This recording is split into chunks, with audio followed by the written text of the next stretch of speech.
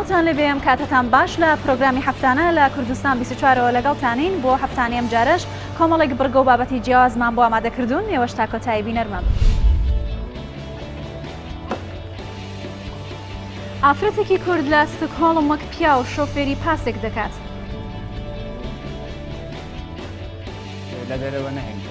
پێشمەرگەیەک لە کاتی پشوەکانیدا کاری هونەری و دیزایانی سرنجڕاکێش ئەنجام دەدات.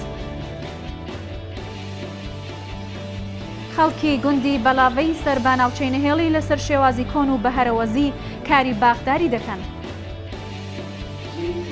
دوام مۆزەخانەی تایبەت بە سابوونی مارسەی فەڕەنسا کرایەوە کە هەمان سابوونی حەلەبە. کچا فەرمانبەرێک لە شاری سلێمانی بەهۆی بێموچەیەوە هەنا بۆ پیشەی شۆفێری تەکسی بردووە.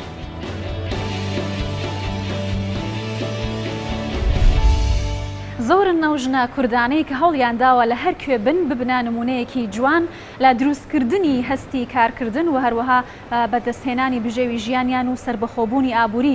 ژنێکی کوردی خەڵکی ڕۆژهەڵاتی کوردستان کە نزیکەی 20 ساڵە لە وڵاتی سوید دەژیت هاوشێوەی پیاوان کارێکی قورس دەکات کەوی شۆفێری ئۆتۆمبیلە، بەڵام جیاوازی ئەو ژنە ئەوەیە کە ئەو شۆفێری پاسە.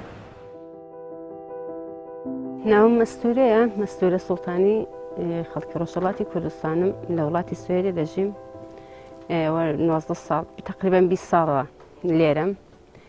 ئێستاش شۆفێری بووسم، بووسی ئەو منتەقەی ژماری ستۆکهۆڵم لێ دەخڕم و خۆم بە تەنیا و لەگەڵ سێکسی جوان و ژیکەڵم هەیە. بەیانانە تقریبان سعاتی 4 بەیانی تا بین 4 و 5 بەیانی من دەست بەکار دەکەم. ڕۆژێ 8 سعات کار دەکەم، سعاتێکیشی ئیسراحەتم هەیە دەبێتە 9 سعات. سەختترین منتەقەی لە دنیادا ئوروپایە بۆ ژنان. زۆر سەختە. سەختەکەی ئەوەیە کە تۆ هیچ فەرقێک لەگەڵ پیاوانی هیچ جیاوازێک نییە، دەبێت ژیانی خۆت بۆ خۆت بەرێ پێشێ بەبێ ئەوەی کە چاوەڕانی هیچ هاوکارێک لە هیچ کەسێک بێت. ئەوەش لەلای ژنانی ئێمە کە لە کوردستاندا دەنیشن و چاوەڕن کە پیاو کاربکە یا یەک نەفەر کار بکات ژیانی 5-6 منداڵ دەحاوێنێتەوە. لێرە ئەوە نییە. کەسێک کە کار بکات دەتوانێت فقط کەسێک بژێنێ، بەڵام کە تۆ 1-2 منداڵیش کەوتە سەر شانت کارەکەت قورستر دەبێت. کەوابوو لێرە ژیان زۆر ڕاحەت نییە.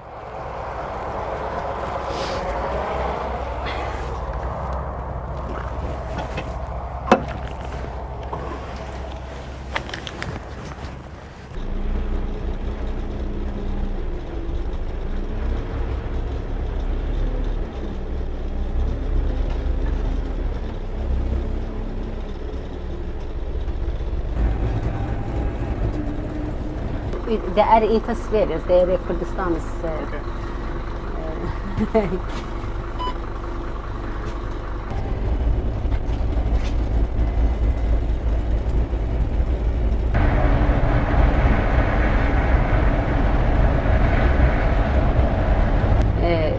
ژنێک ئەگەر لە وڵاتە لەباری ماڵیەوە لەسەر پێی خۆی بێت، تەنیا گەورەکردنی منداڵ کاری زۆر کێشەیە لەسەرت. تەنیایی بێ حەد و حیساب ناخۆشە بۆ هەر کەسێک، بۆ هەر تاکێک. جا ئەوەی کە ئەتۆ تەمەنێکی شت هەبێ تەنیابی سەختە، بێ حەدیش بەبڕای نازانم پێم سەختە. باوجودی من کەس و کاریشم هەر لە سوێدێ دەژین، بەڵام ئەوانیشم بە کاری خۆیانەوە مەشغوڵن کار دەکەن. لەوانەیە جاری وایە بە هەفتە بە 2 هەفتەش کەس نەبینی، بەڵام کاری تاقەت فڕوکێنی ئەو وڵاتە کە هیچ فەرقێکی لە بینی نێر و مێدانیە بەڕاستی ئەوەیە کێشە.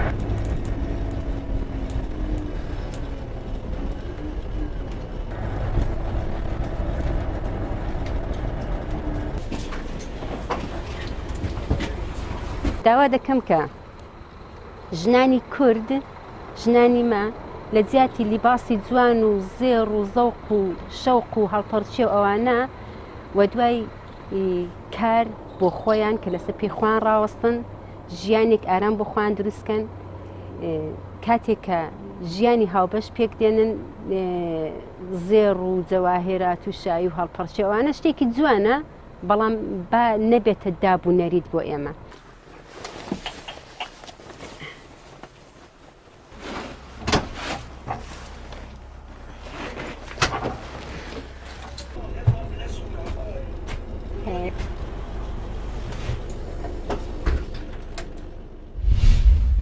سەروانگردی گەنجێکی خەڵکی شارۆچکەی پیرمامە ئەو لەگەڵ ئەوەی کە پێشمەرگەیە لە کاتی پشوەکانیدا کۆمەڵێک کاری هوەری ناوازە و سرنجڕاکێش ئەنجام دەدات. ئەو با دروستکردنی چەندین دیزایانی خانوو بە بچووکی و هەروەها وێنەی سروشتی سرنجڕاکێش لە ڕێگەی کەلوپەلی فرێدرا و هەروەها داروبەردی سروشتی پەیامێکی تایبەتی بۆ پاراستنی جوانی سروشت هەیە لەگەڵەوەی کە ئەو پێشمەرگەیە پارێزەری کوردستانیشە.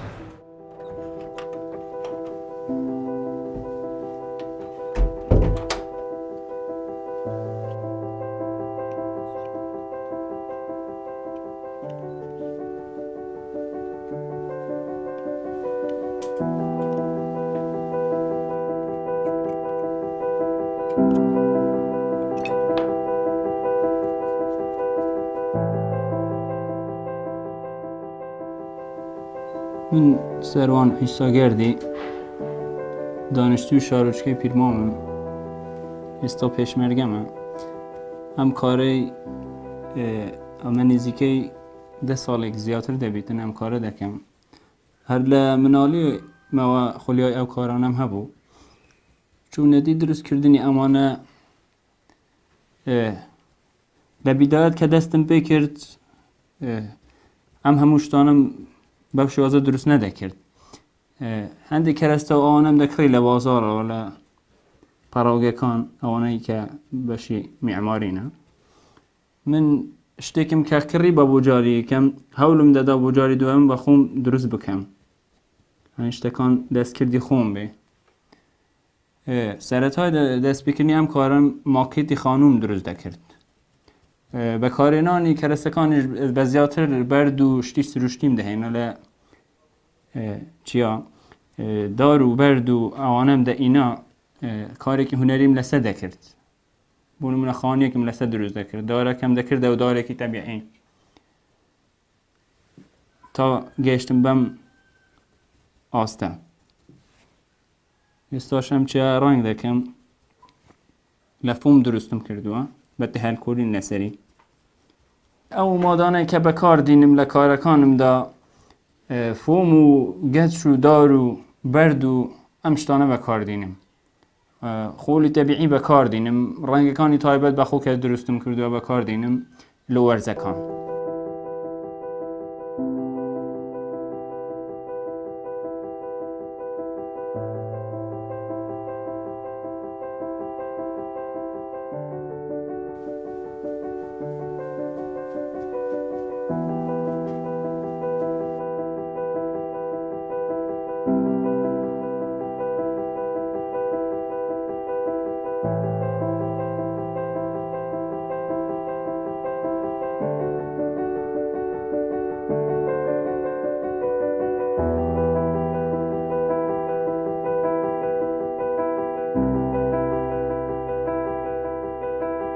ئەم دارە دروستم کرد بۆ جارێکم لە گوریز دروستم کرد، بەڵام دیتم کە جوان دەرنەچووە. جاری دووەم بیرم لەوە کردەوە شتێکی تر بەکاربێنم، مووی بزنم بەکارێنا زۆر ڕێکتر و تەبیعیتر دەرچوو. بەڵام ئەگە بێت و هاوکاری هەبی مەسەلەن پشگیریەکم هەبیتن دەتوانم ئەوانە دروست بکەم، کەسانی تریش فێر بکەم بۆ ئەوەی لە دەرەوە نەهێنرێت، ئەوانەی لێرە کە دروست دەکرێت و بەکار بهێنرێتەوە.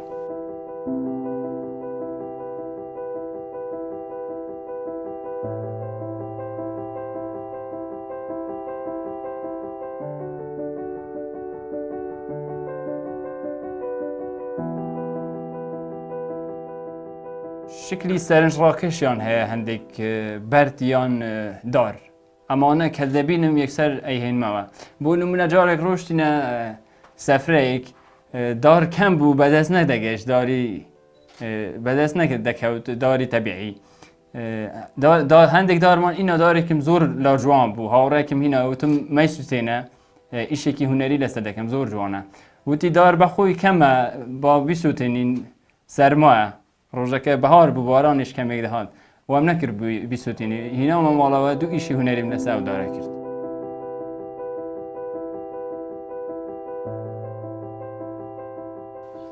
ولای شتکانم تا استا کمی کیان فروشتیتم اندازیار و آوانه لمنیان کردیا بس لبا شونی تایبتم نیه بام کاره تا استا بیرم لبا نکردی تا کلا شونیک مثلا بیان فروشم اگه شونیم هبی اتوانم مثلا ایشی باشتریش بکم اتوانم دوره بکم چون زور کسی داواده که کافیریان بکم با هنرن همینش حز دکم همو کس بزانی فیر بی زور کسایی بزانی بس شونی تایبتم نیه بو زحمت لمالا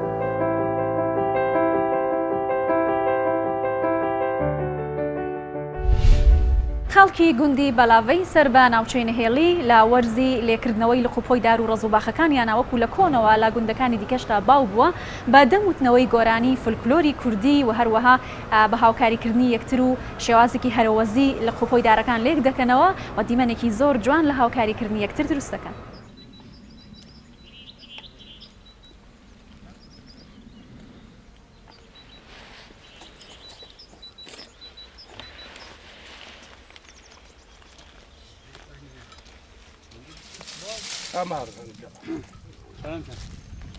دورو نهیلی گنده بلاوان از هر خالد رشیدم اوجی خزمو کسو کارو بروزو دو کرکن منن هر سال وحین جورتی هم تین رازت کزخین هم روزا کدی تین ناو پیشکت ناف هم توین اکو بهار پیچا که پیر بی ده جورا کدی پولو گیرین هر کسو کارت خواد دخواست کن همه چی سفره که همچی عادت مایت بو پیرونه در از جیب عمد کلی نیو یا دیجید من توهی ویا خوده چیکر نیو خوده دزانی و سالا بیدانی سانت سرم جوتی و جب نیارم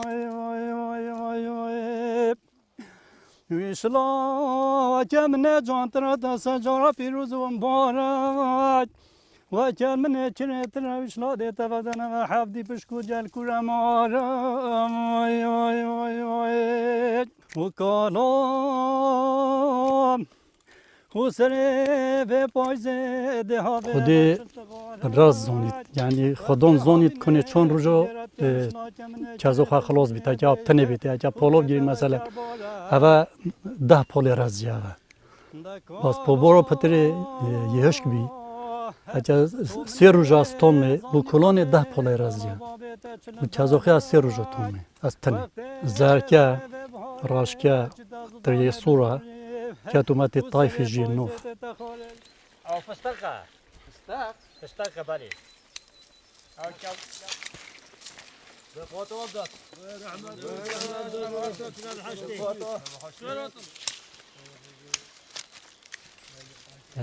بله ما قلت بارودو خفيقوه وكي برينينا بله دا جيارا یا خاص یا گندا سروان شولا بیه یعنی سر رز دیم بیه تری و او مثلا دست پیکا بهار داد دست پیکن کزاخا یا میوید خوب رزید خوب او داد سخبر کن و داد پرجان توان چکن و مهم حتی هاوینه و تری دیگهشت و او تری يعني واقع هنجي وصبي جيار سر تشتيت وصبي سر رازيبي وسر كازانبي وسر مازيه بي والكانجروكي بي سروان تشتا هميا يعني في قواجي أبيت بيشك أمت عمر أفشولا هم ما يتكلي يعني أبي زحمتي وأبي مدبر هم بهنده كدا جيارما بي جهش با سالا پشتر یعنی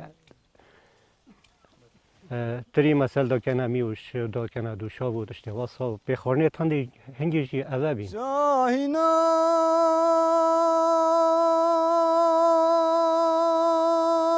های مالا من آخ های مالا من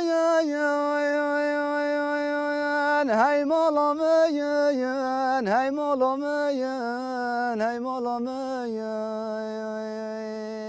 يعني ضرورية كو جحيل ما فكيشي تهمش ولا دمرف كي خوبيت يعني هر بارو دو خاكي بهت دمرف تحمله بكتو دو سردالية ديال واقع بكت چونکی هکر مروف خافیر نکر احتمال هنده گو دمروف جلک برتانگو بی توی پشت مروف دی کویتا کولان هنده چیت دست خول بر خلکی گیرید بله مگو سینگه میرو که سمک نارنجا دردش قوینیه دلال مال گرتی دوام مۆزەخانەی تایبەت بە سابوونی مارسی لە شاری مارسی فەڕەنسا کراوەتەوە کە هەمان سابوونی حەلەبە بەڵام فەڕەنسیەکان بە شێوازێکی جوانتر پەرەیان پێداوە و هەروەها فەڕەنسیەکان زۆر شانازی بە بەرهەمێنانی و جۆرە سابوونەوە دەکەن. یەکێک لە تایبەتمەندیەکانی و مۆزەخانە ئەوەیە کە گەشتیاران دەتوانن ڕاستەوخۆ لە کاتی دروستکردنی سابوونەکەدا بیکردن و لەگەڵ خۆیان بیبەنەوە.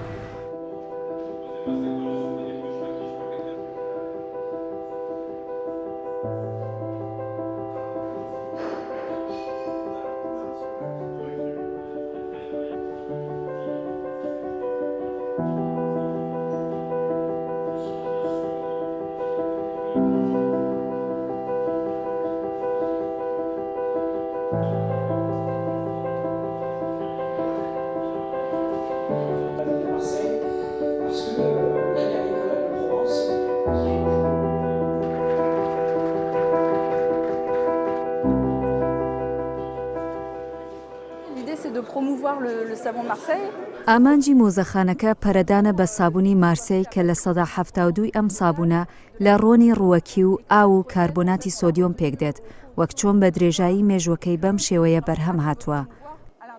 دەمانەوێت لەسەر ئاستی جیهانیش ئەم بەرهەمە بناسرێت و وڵاتانی تریش بزانن ئەم سابوونە باشترین سابوونە لە جیهان.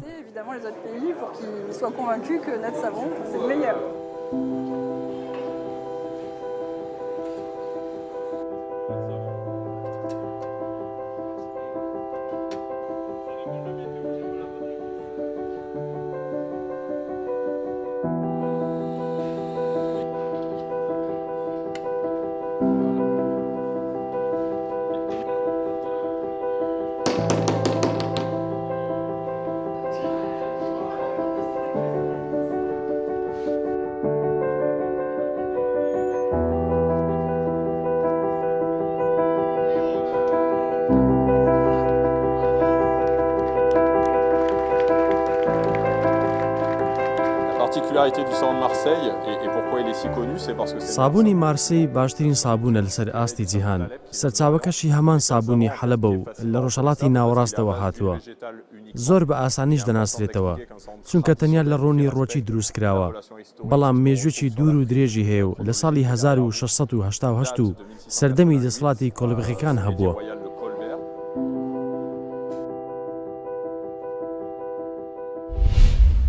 لە شاری سلێمانی خانمێک کە فەرمانبەرە لە بەرنەبوونی موچە ڕووی کردۆتە پیشەی شۆفێری تەکسی. ئەو لەو ڕێگەیەوە پەیامێکی تایبەت بۆ خانمان دەنێرێت و دەڵێت هیچ کارێک زەحمەت نییە ئەگەر بمانەوێت ئەتوانین لە زۆربەی کەسەکانی دیکە سەرکەوتوو بین و کاری جیاوازتریش ئەنجام بدەین. با بەشێک لە پیشەی شۆفێری تەکسی لەلایەن ئەو خانمە فەرمانبەرەوە ببینین.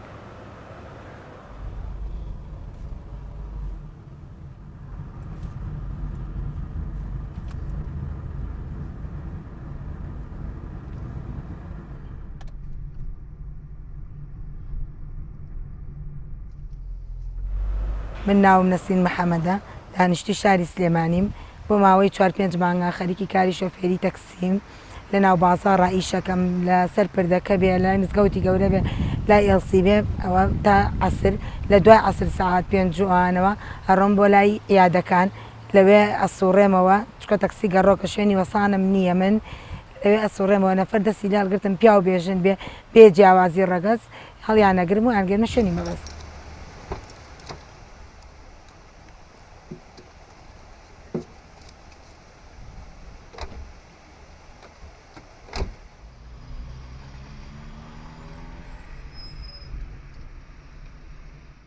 وڵی خۆم حەزم لێی بووە کە ببم بە سایقی تەکسی.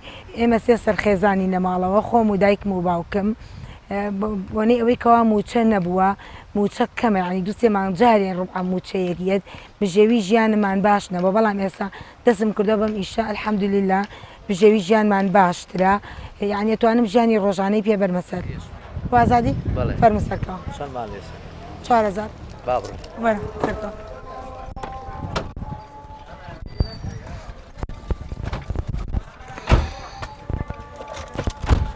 بەخێربەی کاتێکە ئەم تەکسێم کڕی ڕۆشتمە ناو بازاڕ بیرم کردوتمە بە ئیشێکی زۆر قورس بێ ینی هەستم بەوا کرد بەڵام دوایی کە چوومە ناو بازاڕ یەکەم ڕۆژ و دووەم ڕۆژە لە سارەکەیا بووم تەکسی پیاوەکان ئەوان نەفەریانە پێم سەری سێم ڕۆژەوتم دەری نایانی ئەوان دووسێ تەکسیەکەن منە تەکسیەکەکەم نەفرێکیان لێ زێ وای ئەنا بە من بەس دوایی دابەزیم و زۆر بە ئاسایی و سێرم کردی هیچ قورس نییە و زۆر خۆشیشە و نەفرم هاوارمەکرم و تەکسیە ڕۆین تەکسی هیتە خەڵکەکەی گوێی لێبوو ئەهاو لەگەڵ منە ڕۆشت فەرموو مامێجا فەرموو تۆ بۆ کوێڕێ من ئەچم بۆ دەور گەراجی بەختە فەرموو وەرسەرکەوە لە خزمەتە بێنی سەکەی وەرسەرکەوە من بەجێ دیار ئەو بەجێ دێنم سەلام بەخێر بێ سەرتان باشن تەکسی ئەوە چۆنە ئیش و کارتان باشە من لەم ئیشەوە بۆم دەرکەوتووە